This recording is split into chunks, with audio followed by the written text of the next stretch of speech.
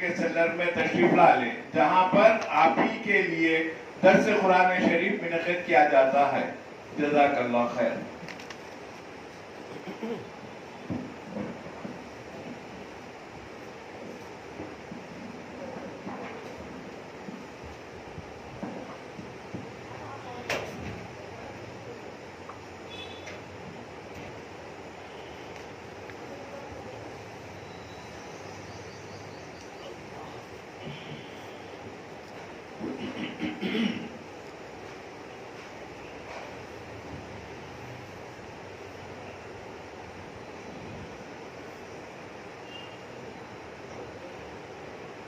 بسم اللہ الرحمن الرحیم.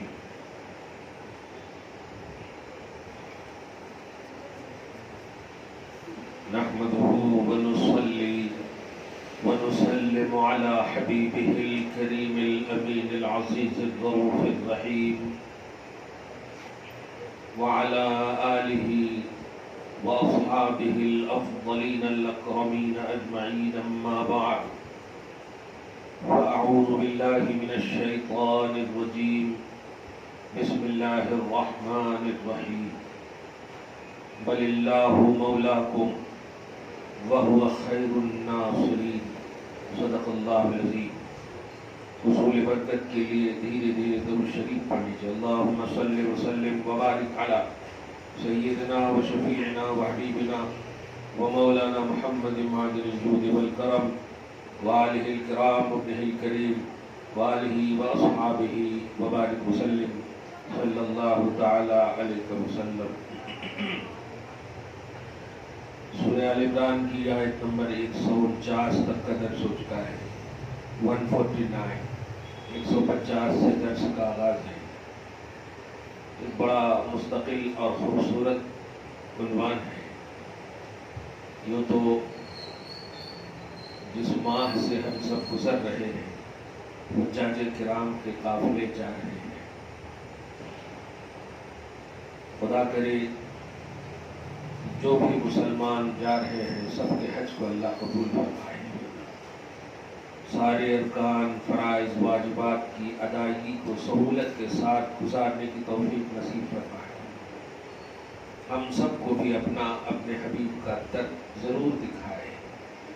ہمارے خاندان اقربا اعزہ میں سے جو کوئی بھی گئے ہیں ہم سب کے حق میں وہ جو بھی دعا کرے قبول فرمائے. ہم سب کی بخشش فرمائے.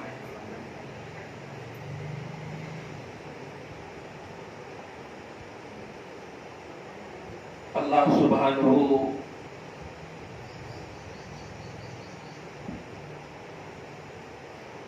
اپنے حبیب جل جلالہ و صلی اللہ تعالی علیہ وسلم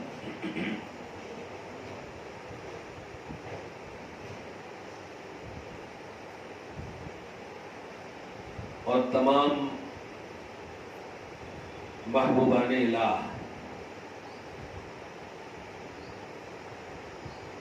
خشیت کا جو معیار جو کانسیپٹ اللہ کے خوف کا ان کے پاس تھا، جب وہ مرد ہو یا عورتیں ہوں، وہ ہم میں نہیں ہے. اسی لیے فیضان الہی، رحم و کرم الہی، مدد الہی ہمارے اوپر اس طرح نہیں ہے جس طرح ان حضرات کے اوپر تھا.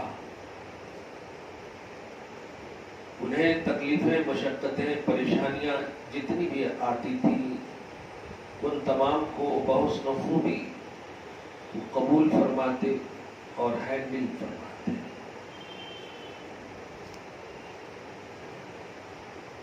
چنانچہ امام الانبیاء سید عالم صلی اللہ تعالی علیہ وآلہ وسلم کی زندگی کا وہ پہلو، وہ حصہ آپ یاد کریں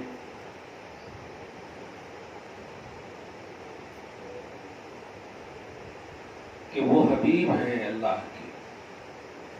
اللہ کے حبیب اسے کہتے ہیں کہ اللہ خود پوچھے بتا تیری رضا کیا ہے. حبیب اسے کہتے ہیں۔ دنیا کے تمام مخلوق اللہ کی رضا کے طلبگار ہیں۔ اے اللہ تو راضی ہو جا، تو ہمیں پسند فرما۔ یعنی تمام لوگ اللہ کو راضی کرنے میں صبح و شام ہیں، تمام۔ اللہ سبحانہ کے حبیب کی وہ شان ہے، آپ کے نبی کی وہ شان ہے، میرے حبیب آپ راضی ہو جاؤ۔ اس اینگل کو آپ ہم سب محسوس کیجیے اور سمجھیے، کتنا مقام اعلیٰ ہے آپ کے ہمارے نبی کا۔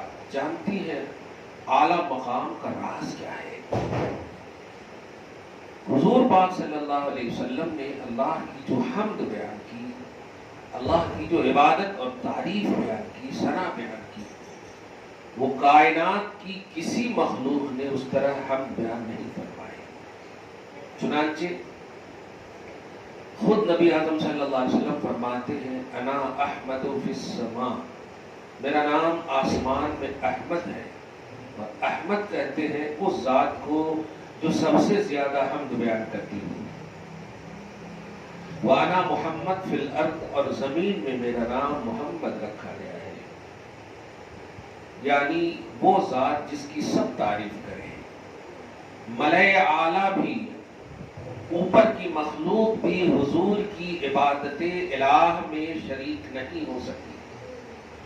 ایسی عبادت فرمائی، ایسی حمد و ثناء الہی فرمائی، کوئی بھی مخلوق نبی کی، خدا کی بارگاہ میں تعریف کا نذرانہ جو نبی نے پیش فرمایا کسی نے پیش نہیں فرمایا۔ اسی لیے اللہ پاک نے کہا، میرے حبیب جب تو نے سب سے زیادہ میری عبادت کی، سب سے زیادہ میری حمد کی، تو حق بنتا ہے کہ سب سے زیادہ آپ ہی کو انعام ملے۔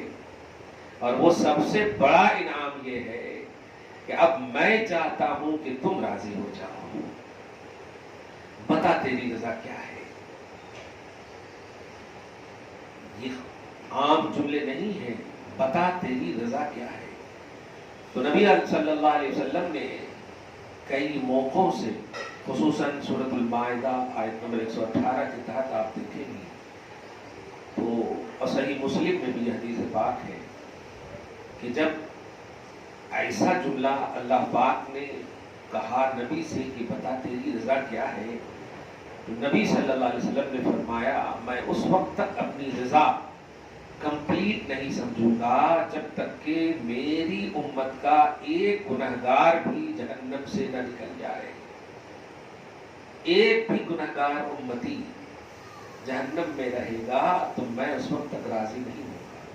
تو اللہ سبحانہ نے پھر وعدہ فرمایا، میرے حبیب انا سنرضیک فی امتک ولا نسوءک، حبیب آپ ٹینشن نہ لو، میں آپ کی امت کے سلسلے میں آپ کو راضی کروں گا اور آپ کو دکھ نہیں دوں گا۔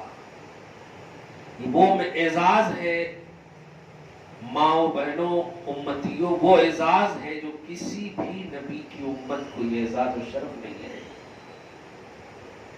لمیٹڈ انعامات، لمیٹڈ احسانات، لمیٹڈ اکرامات جب انبیاء کرام کو ملے ہیں تو امتیوں کی کیا بات ہے، لیکن آپ کے نبی امام الانبیاء کو اعزازات و انعامات الہیہ کا خلق کے باب میں لمیٹیشن نہیں ہے۔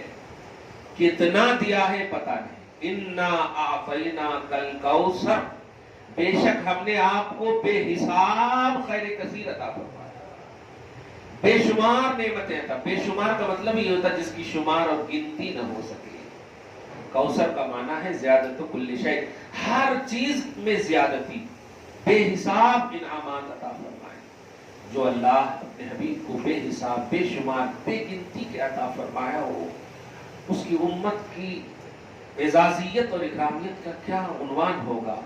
امت غافل ہے جو اپنے اسٹیٹس کو نہیں سمجھ رہی ہے۔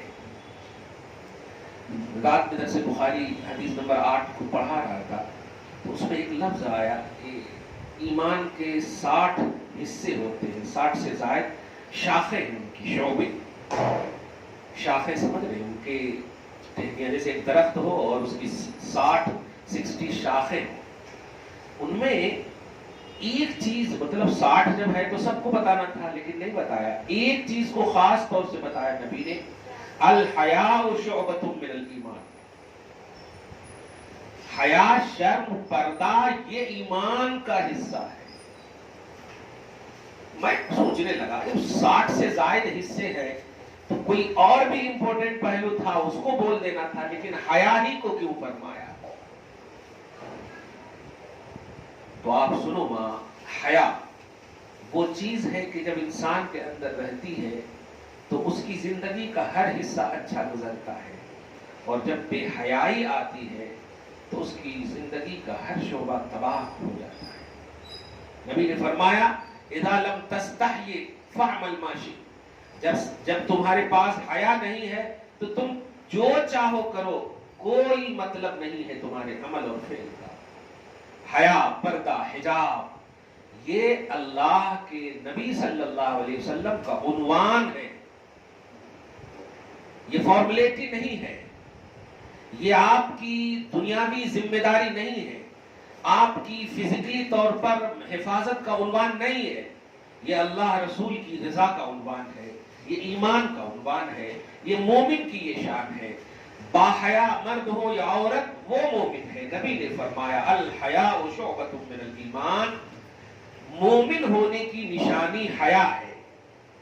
جو پردہ کرتی ہیں, جو باحجاب ہوتی ہیں, جو شرم و حیا کی پیکر ہیں, اللہ کے نبی کے عنوان میں وہی مومن ہے.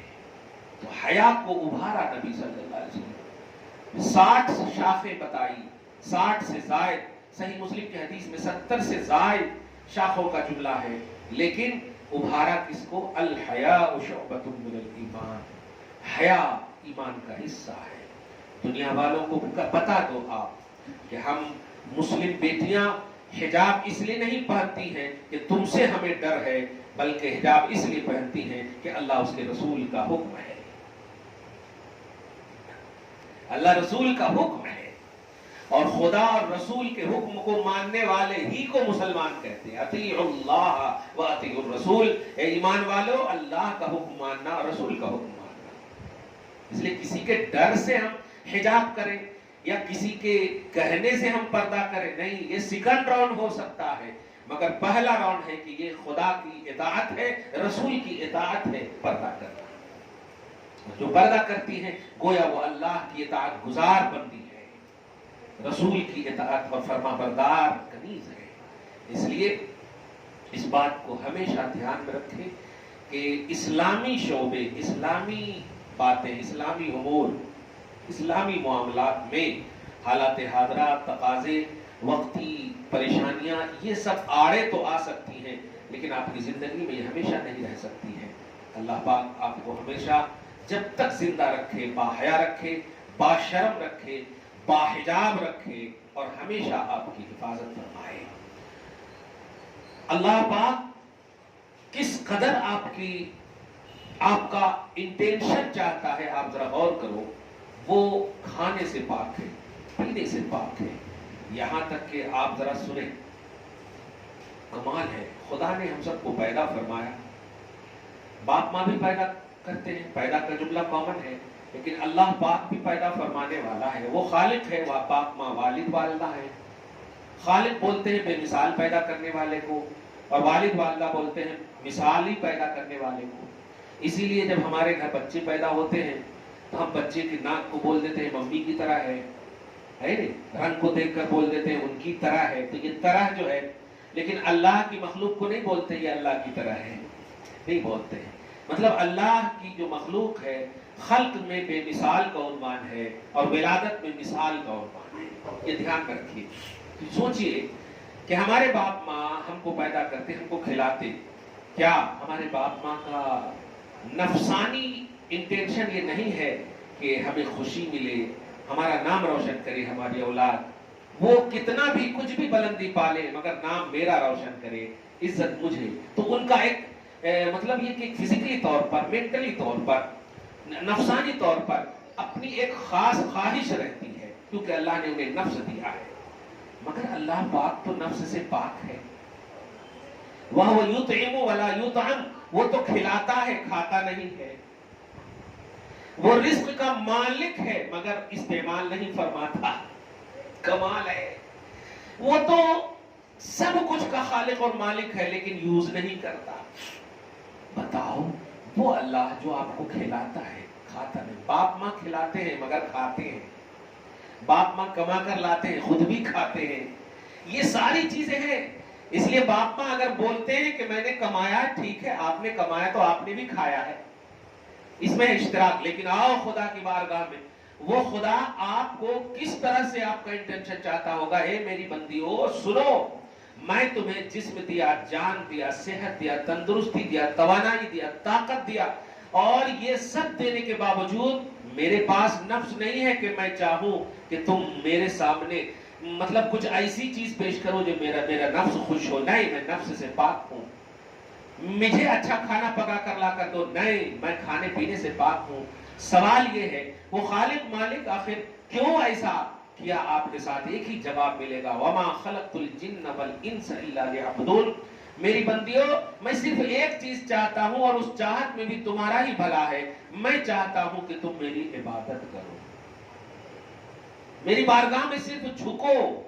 میں نے ہاتھ پاؤں طاقت توانائی اس لیے دیے ہیں تاکہ اس کا یوز, اس کا استعمال میری عبادت کے لیے کرو, میرے لیے رو, میرے لیے رکوع سجود کرو, میری بارگاہ میں جھکو. اور یہ فزیکلی اور مینٹلی دونوں تمہارے لیے ہی فائدہ ہے. تم سجدہ کرو, رکوع کرو, تمہارا جسم بالکل فٹ رہے گا, اور تم پڑھو گی اس میں تو تمہاری روح کو غذا ملے گی. دونوں فائدہ تمہارا ہی ہے. بس میں خوش ہوں گا, بس میں راضی ہوں گا. وہ اللہ بے نفس, وہ اللہ بے کھانے پینے والا آپ سے وہ مطالبہ کر رہا جس مطالبے میں بھی آپ ہی کا بھلا ہے, آپ ہی کا فائدہ ہے. سوچو, ایسے اللہ کی احکام اور عبادت میں ہم اپنا دماغ لگائیں گے کہ یہ کیوں کیا, وہ کیوں کیا, ایسا کیوں ہے. جیسے آج ہمارے ڈیبیٹ وغیرہ میں دنیاوی اینکروں نے اسلام کی شبیہ کو بگاڑنے کے لیے معاذ اللہ کبھی ٹرپل طلاق کے ذریعے سے, کبھی اسلام کو کس طرح سے مس لیڈ کر رہے ہیں امت کے سامنے اسلام کا.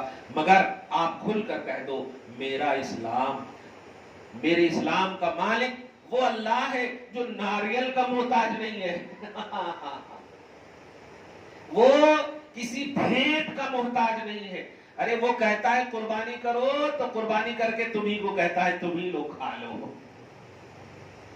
وہ دودھ بہانے کے لیے نہیں کہتا ہے فاتحہ کرو تو کھاؤ, تمہیں کھاؤ, تمہیں پیو, جو کرنا ہے. بس مجھے راضی کرنے کے لیے میری عبادت کرو, میرا ذکر کرو, قرآن کی تلاوت کرو, جو بھی عبادتیں ہیں وہ میرے لیے کرو. اس کا فائدہ بھی فزیکلی طور پر, مینٹلی طور پر تمہیں کو ہوگا. میں صرف خوش ہوں گا.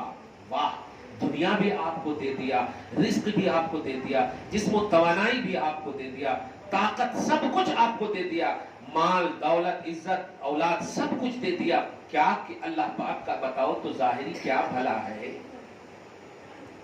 دنیا میں آپ کو کوئی کچھ دے دے تو کیا بھلا نہیں؟ احسان کا بدلہ احسان بولتے ہیں نا. ارے ہم دعوت کے بعد کسی کے یہاں جاتے ہیں کھانے کے لیے تب بھی بولتے ہیں تھینک یو, شکریہ, ہے کہ نہیں؟ حالانکہ دعوت دیے ہیں, ہم آتھرائز ہیں, نہیں بھی بولے تھینک یو تو چلتا ہے. لیکن نہیں, یہ دنیا ہے. کسی کا کچھ بھی آپ پر ظاہری طور پر احسان ہو تو اس کا احسان چکائیے, بول کر کے ہی صحیح.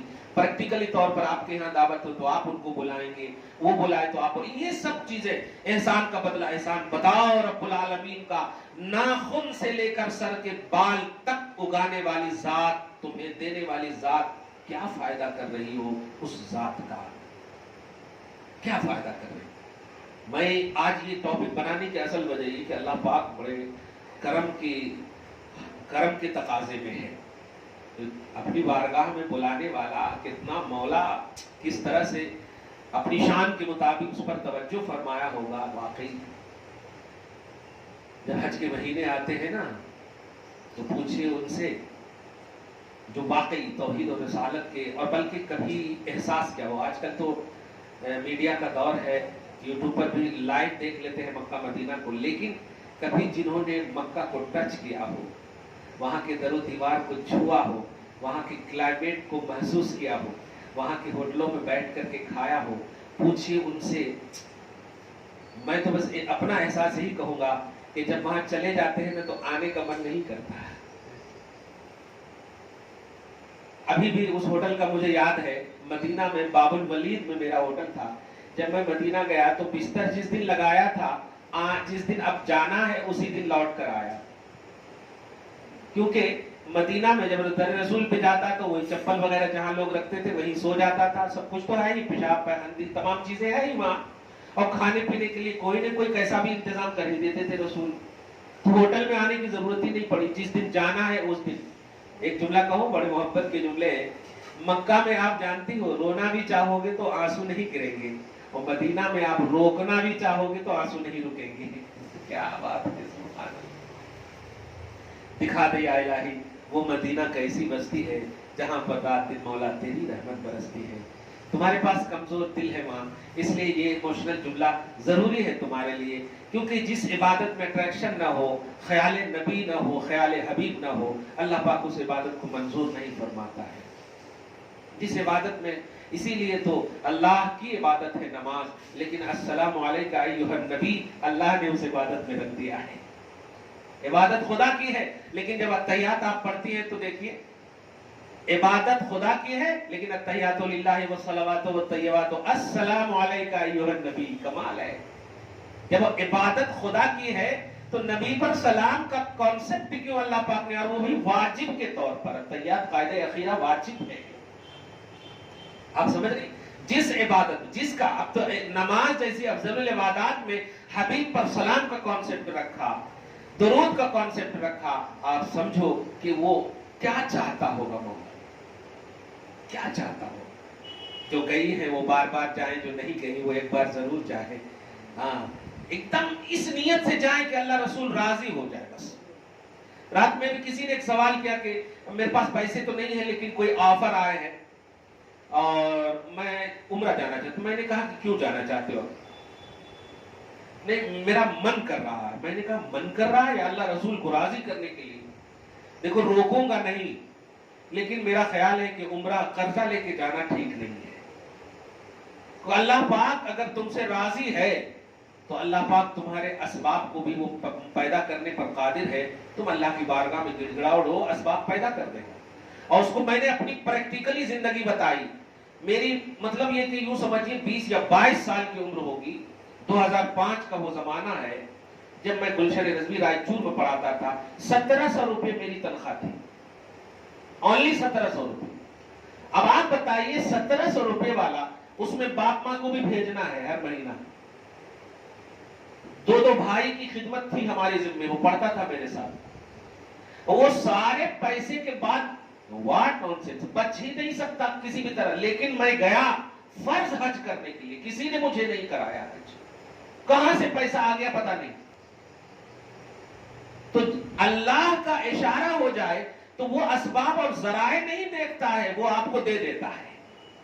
مگر اس کو آپ اس کو پوجو، اس کو مناؤ، اس کو کیسے اپنی بارگاہ، مطلب اس کی بارگاہ میں جھک کر کے اپنی طرف آکرشت کرنا ہے، اپنی طرف متوجہ کرنا ہے. اس کے لیے اپنا ذریعہ، یہ قرضہ لے کر کے عمرہ کرنے کی ضرورت نہیں ہے. حج بھی اسی کے لیے ہے جو جانے کی استطاعت رکھتا ہو. جانے کا استطاعت کا مطلب یعنی گھر کی فیملی کو جتنے دن تک وہ باہر رہیں گے 40 دن تک، تو 40 دن تک ان کی فیملی پرسکون انداز میں گزار سکے، فاقہ کا معاملہ نہ ہو.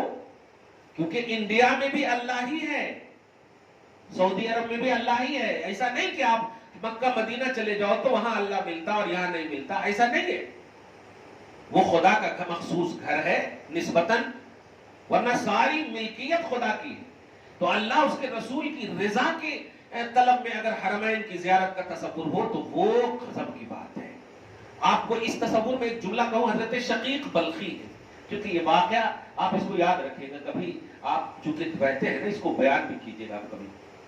حضرت شقیق ہیں یا حضرت شفیق ہیں، اللہ کے بہت بڑے ولی ہیں. وہ حج کو جانا چاہے تو سارے مریدین کو اطلاع مل گئی کہ حضرت جا رہے ہیں حج کو. اب سارے مریدین کیسا بھی پیسہ انتظام کریں کہ حضرت کے ساتھ جانے کی سعادت مل رہی ہے. تو تقریباً 300 سے زیادہ، بلکہ 1000 کا بھی کانسیپٹ ہے، بہرحال کمی بیشی بہت زیادہ جو ان کے چاہنے والے تھے سب جانے کی ٹھان لی، سب جانے کی ٹھان لی. یہاں تک کہ جب آخری وقت آیا جانے کا ہے تو اچانک اعلان ہوتا ہے کہ حضرت نہیں جا رہے ہیں. سارے مریدین پریشان، یہ کیا ہو گیا؟ سچا مرید وہی ہوتا ہے کہ جو پیر کرے کہے منوان اسے تسلیم کرے، کیوں چرا نہ بولے.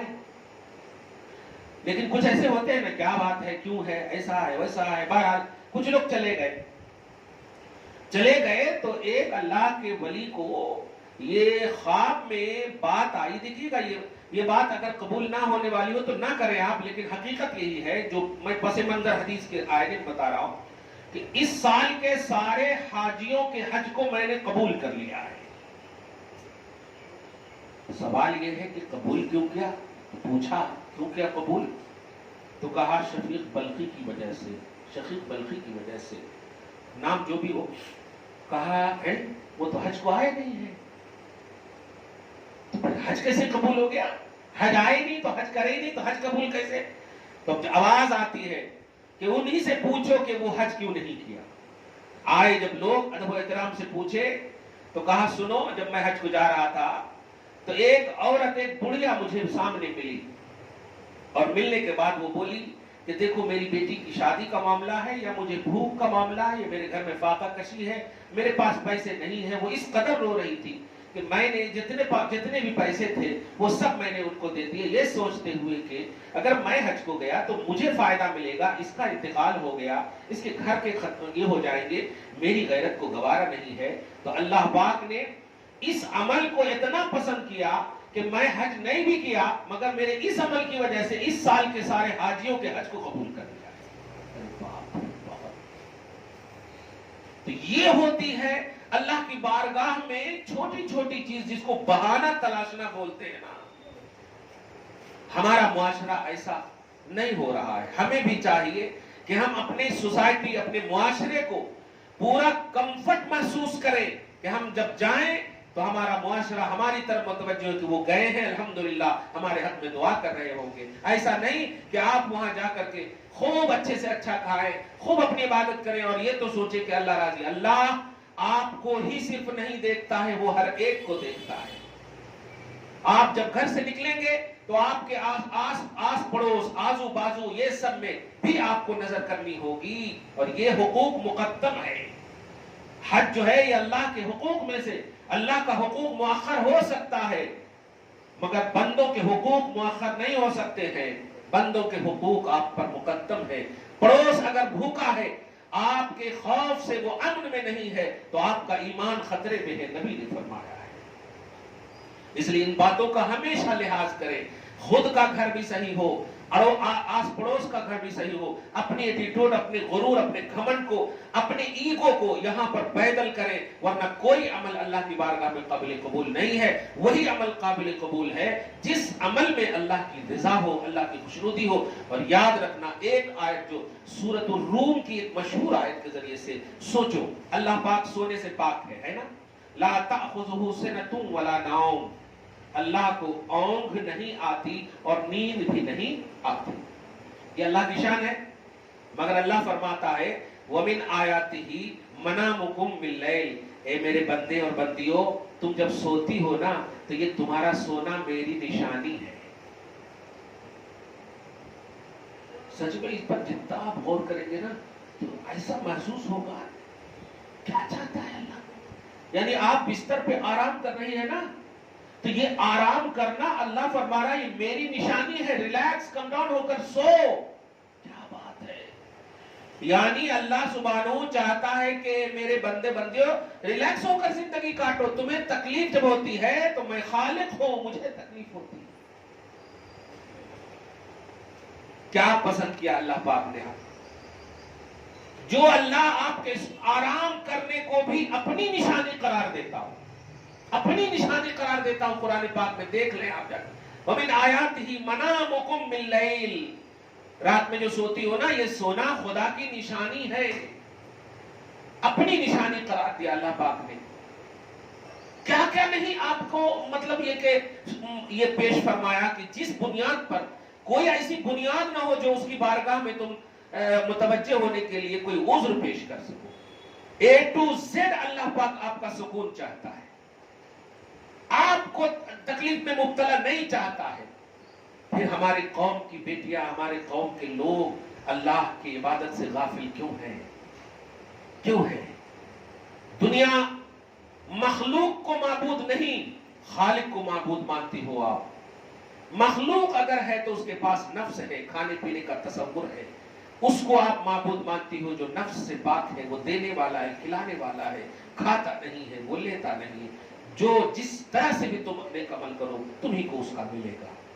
بہرحال آپ آج کی اس گفتگو سے سمجھ گئیں گے پوری طرح سے کہ ہمارے وجود کا مقصد کیا ہے، ہماری تخلیق کا مقصد کیا ہے، اور اللہ سبحانہ کون کیسا کیوں۔ ایک آسان سا مثلا ایک ظاہری طور پر یہ تو ان چیزوں سے پاک ہے، لیکن ایک جواب مل گیا، واہ ہم اس کی بندے ہیں جو کھانے پینے سے پاک ہے پھر بھی ہمیں کھلاتا ہے۔ ہمارے باپ ماں کھلاتے ضرور ہیں لیکن کھاتے بھی ہیں، ہمارے بھائی پیار دیتے ضرور ہیں لیکن وہ خود بھی پیار کے محتاج ہیں، لیکن خدا وحدہ لا شریک صرف آپ کو دیتا ہے، کچھ نہیں لیتا بدلہ، کچھ بھی نہیں۔ ایک پیمانہ یہ ملا، اور دوسرا سب سے امپورٹنٹ پیمانہ حیا کا کانسیپٹ۔ حیا ایمان کی نشانی ہے، پردہ ایمان کی نشانی ہے۔ آپ دنیا کے ڈر اور خوف سے پردہ نہ کرو، اللہ اور رسول کی اطاعت میں کرو، خدا راضی ہوگا، آپ کو حفاظتی دستہ عطا فرمائے گا۔ اور تیسری سب سے امپورٹنٹ بات یہ جو آج کی گفتگو کا خلاصہ ہے، حج اور عمرہ، اس کو آپ فیشن نہ بناؤ، اللہ کی عبادت اور اس کی رضا کا ذریعہ بناؤ۔ اللہ کی عبادت، عمر میں ایک بار حج کریں آپ، اور اس کے بعد اگر اللہ نے پیسے دیے ہیں تو آس پڑوس، غریب، اقربا، اعزا، جتنے بھی ہیں خاندان میں سے کوئی بھی یا غیر بھی، ان کی مدد کرو۔ ان چیزوں کو اللہ بہت پسند کرتا، یہاں تک کہ دیکھا آپ نے حج نہ کیا اللہ کے اس ولی نے، لیکن ان کے اس عمل سے جو انہوں نے کیا تھا، ایک بس محتاج کی مدد کی تھی، اللہ پاک نے اس عمل کی وجہ سے اس سال کے سارے حاجیوں کے حج کو قبول کر لیا ہے۔ بہت اہم بات ہے، دعا ہے اللہ تعالیٰ آج کی اس گفتگو کو حبیب پاک صاحب الاولاد کے وسیلے سے قبول فرمائے، اپنی شان کریمی کے مطابق آپ سب کو ہم سب کو اجر عطا فرمائے۔ والسلام علی من اتبع الہدی۔